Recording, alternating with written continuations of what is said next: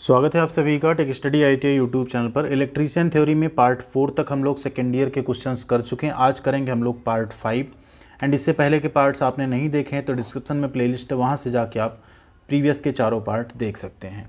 यहाँ पे लास्ट में क्वेश्चन हमने आपके लिए रखा आपके एम्प्लॉयबिलिटी स्किल सेकेंड ईयर से एज अ बोनस क्वेश्चन, उसका आंसर आप लोग कमेंट सेक्शन में कीजिएगा। एंड प्लीज़ चैनल पे नए हैं तो आप चैनल को सब्सक्राइब करके बेल आइकन को हिट कर लीजिएगा, जिससे आपको आईटीआई की पढ़ाई के साथ साथ आईटीआई की जॉब, अप्रेंटिसशिप और आईटीआई की छोटी बड़ी अपडेट सब कुछ मिलती रहे।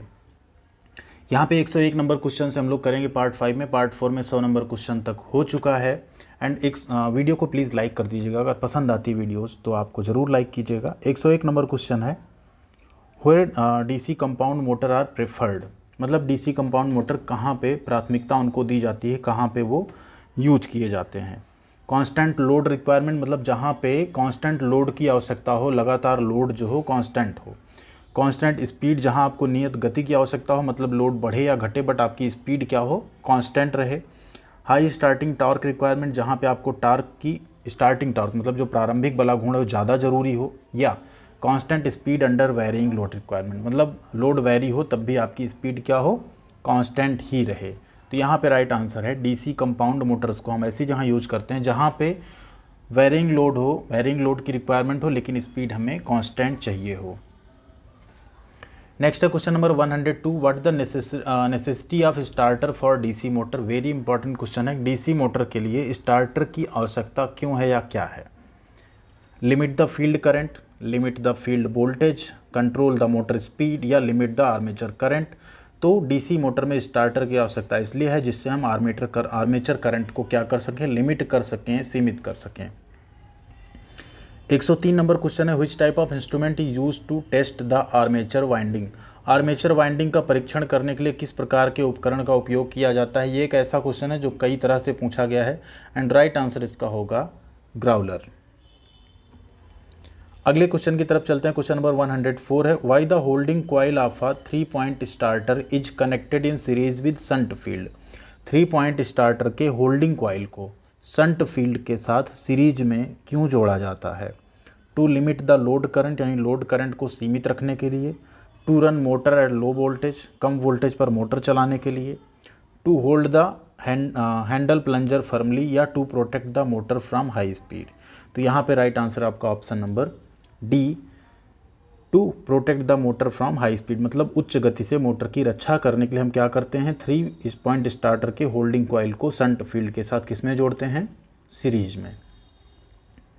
अगला क्वेश्चन 105 है, what the best method to change the DOR of a compound motor without change of its characteristic. किसी यौगिक मोटर की सबसे, मतलब जो विशेषताओं को बिना बदले, यानी उसकी कैरेक्टरिस्टिक को बिना चेंज किए DOR बदलने के लिए सबसे अच्छी विधि क्या है। तो सबसे अच्छी विधि वहाँ पे आपकी होती है कि जो आर्मेचर करंट की डायरेक्शन है उसको आप क्या करें, बदल दें, चेंज कर दें। अगला क्वेश्चन है 106, what the purpose of NVC connected in series with the field in 3 point starter. 3 point starter के साथ श्रृंखला में जुड़े NVC का उद्देश्य क्या होता है। तो टू इम्प्रूव द टॉर्क, मतलब टॉर्क को इम्प्रूव करने के लिए। Reduce the field current, field current को कम करने के लिए। To decrease the back EMF, back EMF को कम करने के लिए। To prevent increase in speed, गति में वृद्धि को रोकने के लिए। तो NVC कनेक्टेड सीरीज जो थी इसीलिए लगाई जाती है जो आपकी गति में वृद्धि हो उसे रोका जा सके। 107 नंबर क्वेश्चन है, which type of DC motor used for sudden application of heavy load, मतलब भारी भार के अचानक भारित होने से, मतलब सडन लोड होगा, किस प्रकार की डीसी मोटर का उपयोग किया जाता है। शंट मोटर का, सीरीज मोटर का, डिफरेंशियल कंपाउंड मोटर का या कम्युलेटिव कंपाउंड मोटर का। तो यहाँ पे राइट आंसर आपका option number D, cumulative compound motor का।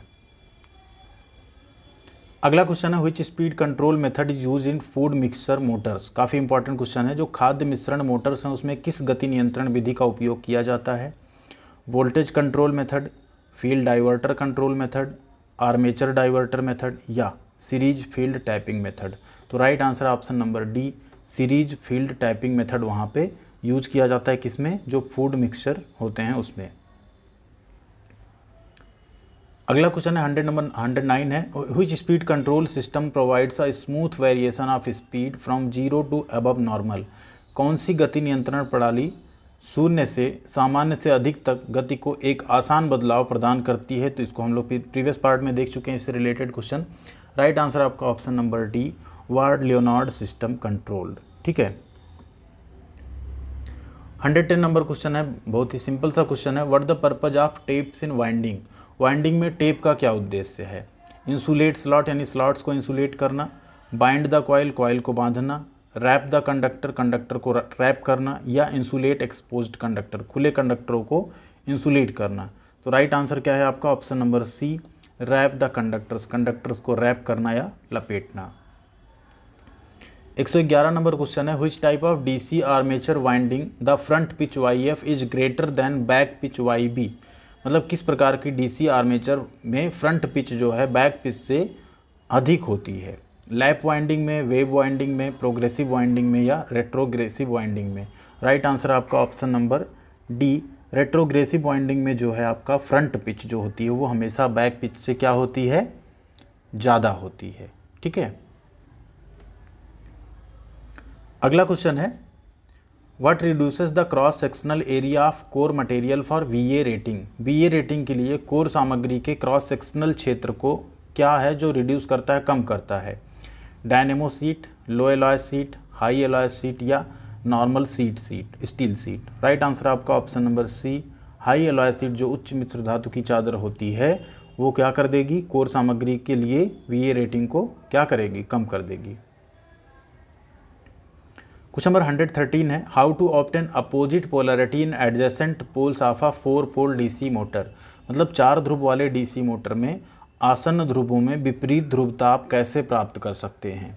Varying the number of turns in coil, मतलब जो कॉइल हैं उनमें घुमाव की संख्या को बदल के, making series connection of coils, coils को श्रेणी में जोड़कर, making parallel connection of coil, coil को समांतर में जोड़कर, या making current flow in different direction, धारा प्रवाह को अलग दिशा में करके? राइट आंसर क्या होगा आपका? Option number D, making current flow in different direction. मतलब आप धारा की दिशा को अगर डिफरेंट कर देते हैं तो आप उसके ध्रुवों को भी बदल सकते हैं।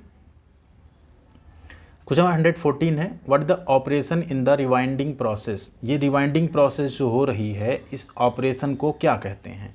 रिवाइंडिंग प्रक्रिया में यह क्या क्रिया है? हैमर यूज हो रहा है, यहाँ पे आप देख सकते हैं, ये कुछ आपने लगा के इस पे हैमर से आप इम्पैक्ट करेंगे। क्लीनिंग ऑफ स्लॉट्स यानी खांचों की सफाई है, रिमूविंग ऑफ वाइंडिंग, वाइंडिंग निकालना है, रिमूविंग ऑफ वेजेज, वेजेज को हटाना है, या कटिंग ऑफ वाइंडिंग वायर है? तो ये है आपका option number C, removing of wages.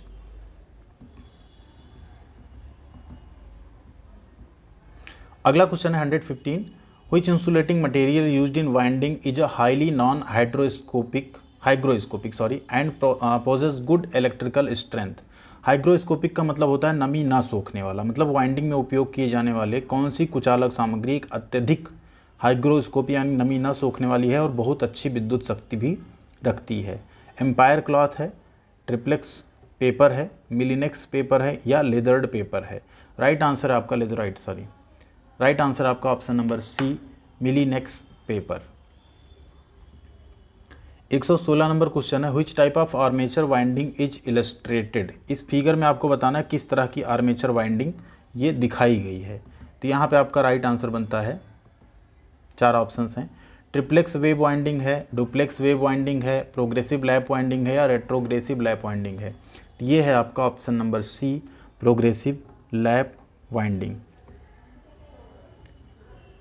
अगले क्वेश्चन पे चलते हैं, एंड आप यहाँ देख सकते हैं YB क्या है? YF से ज़्यादा है। ठीक है, अगले क्वेश्चन पे चलते हैं, calculate the average pitch YA for retrogressive. अब यहाँ क्या है? रेट्रोग्रेसिव। ठीक है, wave winding if number of armature conductor if 14 number of slot 7 number of poles बराबर 2। तो यहाँ पे आपको क्या निकालना है? औसत पिच YA निकालना है, जो कि आपका क्या हो जाएगा? YA इक्वल टू होता है YB प्लस YF अपान 2। यानी आप YB एंड YF निकाल लेंगे तो आप यहाँ पे आसानी से क्या निकाल सकते हैं? एवरेज लैप वाइंडिंग निकाल सकते हैं। इसको जब आप कैलकुलेट करेंगे तो जो आपका यहाँ पे YB होगा वो आपके नंबर ऑफ पोल्स के बराबर रहेगा, जो YF आपका आएगा वो आपका आ जाएगा 7, जो आपका 7 आएगा उससे आ जाएगा -2 करके। ठीक है, चलिए तो इसको सॉल्व करते हैं यहाँ पे। तो इसके लिए एक फार्मूला होगा आपका, जो आप निकालेंगे यहाँ पे एवरेज, तो वो आपका आ जाएगा Z-2/P। अगर यही प्रोग्रेसिव होती तो हो जाता Z+2/2। तो यहाँ पे Z कितना है, सबसे पहले हमें निकालना है Z आपका कितना है। तो Z है आपका 14 एंड माइनस आप क्या कर लेंगे 2/P, कितना नंबर ऑफ पोल्स कितने हैं 2, तो 14 में से 2 गए 12/2 कितना आ गया 6। तो यहाँ पे राइट आंसर आपका बन जाएगा 6। ठीक है, अगला क्वेश्चन है यहाँ पे 118, which type of test is illustrated for the armature after rebound. प्रतिक्षेप के बाद आर्मेचर के लिए किस प्रकार का परीक्षण यहाँ पे चित्रित किया गया है। Open coil test, shorted coil test, voltage drop test या ग्राउंडेड कॉइल टेस्ट। यह है आपका option number B, shorted coil test, लघुपथित कुंडल परीक्षण। 119 नंबर क्वेश्चन है, why the newly rewound armature must be pre heated before varnishing. Varnishing से पहले नए रिवाउंड आर्मेचर को गर्म क्यों किया जाना चाहिए। Drive out the moisture from it, help for quick drying of varnish, make easy to penetrate varnish inside, या maintain uniform spreading of varnish. मतलब वार्निशिंग के समान प्रसार को बनाए रखने के लिए। तो यहाँ पे राइट आंसर आपका क्या है, इससे हम नमी को बाहर निकालते हैं। जो आर्मेचर को हम गर्म करते हैं उससे क्या करते हैं, हम मॉइस्चर को बाहर निकालते हैं। अगला क्वेश्चन है, how the direction of rotation of a DC compound motor is change. DC compound motor के घूर्णन की दिशा को कैसे बदल सकते हैं, बदली जाती है। By changing the direction of armature current, मतलब आर्मेचर धारा की दिशा बदलकर। By interchanging the supply terminal. By changing the direction of both field and armature current, यानी क्षेत्र और आर्मेचर दोनों की दिशा बदलकर। या by changing the direction of series field current, यानी श्रृंखला क्षेत्र की धारा की दिशा बदलकर। राइट आंसर आपका option number A, by changing the direction of armature current आप डीसी मोटर के डायरेक्शन की रोटेशन डायरेक्शन को चेंज कर सकते हैं। नेक्स्ट है 121 question, what the effect in a DC shunt motor if its supply terminals are interchange. DC shunt motor में क्या प्रभाव पड़ता है यदि इसकी आपूर्ति टर्मिनलों को आपस में बदल दिया जाता है। रन्स इन स्लो स्पीड, मतलब वो धीमी गति से चलेगा। रन्स इन हाई स्पीड, या runs in same the direction, या रन्स इन रिवर्स डायरेक्शन। तो जब आप उनके टर्मिनल को बदल देंगे तो क्या हो जाएगा, वो सेम डायरेक्शन में ही चलेगा।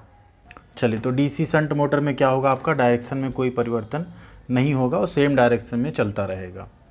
अगला क्वेश्चन है 122 number, what the speed if field winding of a DC shunt motor is in open circuit. यदि किसी डीसी शंट मोटर की जो फील्ड वाइंडिंग है ओपन सर्किट में हो तो गति क्या होगी। स्टॉप रनिंग, मतलब चलना बंद हो जाएगा। मोटर रन नॉर्मली, मोटर सामान्य रूप से चलेगा। रन एट स्लो स्पीड, धीमी गति से चलेगा। या runs in very high speed. तो यहाँ पे आपका राइट आंसर बनता है runs in very high speed. अगर उस केस में क्या होगा, अगर फील्ड वाइंडिंग जो है डीसी शंट मोटर की ओपन सर्किट हो जाएगी तो वो हाई स्पीड पे चलेगा। 123 नंबर क्वेश्चन है, what the reason for reduction in speed of a DC shunt motor from no load to full load. मतलब शून्य भार से पूर्ण भार में डीसी शंट मोटर की गति कम होने का क्या कारण है। शंट फील्ड करंट इंक्रीज, मतलब शंट फील्ड करंट जो है बढ़ गया है। Shunt field current decreases, armature voltage drop increases, या आर्मेचर वोल्टेज ड्रॉप डिक्रीजेज। तो यहाँ पे क्या हो रहा है, आपका जो आर्मेचर वोल्टेज ड्रॉप है वो क्या हो रहा है, इंक्रीज हो रहा है, इसलिए उसकी क्या हो रही है, जो गति है वो रिड्यूस हो रही है। क्वेश्चन नंबर 124 है, which winding fault is determined by the test. इस टेस्ट से आप किस तरह का वाइंडिंग परीक्षण जो है, दोष परीक्षण कर रहे हैं। ओपन कॉइल टेस्ट है, शॉर्ट कॉइल फॉल्ट है, ग्राउंडेड कॉइल फॉल्ट है, या ग्राउंडेड कोर फॉल्ट है। तो यहाँ पे आपका राइट आंसर है option number A, open coil fault. यहाँ पे हम खुली कुंडली दोष जो है वो टेस्ट कर रहे हैं। क्वेश्चन नंबर 125 है, what the formula to calculate the slip speed and slip, ठीक है, of 3 phase squirrel cage induction motor. 3 कला स्क्वायरल केज प्रेरणा मोटर की स्लिप गति की गणना करने का फार्मूला क्या है। तो वो होता है N slip is equal to होता है N S minus N R. ठीक है, राइट आंसर क्या है आपका, पहला वाला यहाँ पे। इसके बाद आता है आपकी बारी, जिसका बोनस क्वेश्चन का आंसर आपको कमेंट सेक्शन में करना है। क्वेश्चन है, self introduction should show how space your, you रहेगा, you are dull, confident, angry या वीक। ये आपके एम्प्लॉयबिलिटी स्किल सेकेंड ईयर का क्वेश्चन है। जो भी राइट आंसर आप लोग कमेंट सेक्शन में कमेंट कीजिएगा। वीडियो कैसी लगी, अगर अच्छी लगी तो लाइक कर दीजिएगा, प्लीज़ शेयर भी जरूर कीजिएगा। एंड चैनल पर नए हैं तो सब्सक्राइब करके तभी जाइएगा, जिससे आपको आने वाली सारी स्टडी की वीडियोज़ के साथ साथ ITI की जॉब, अप्रेंटिसशिप और ITI की भी अपडेट मिलती रहे। Thank you very much.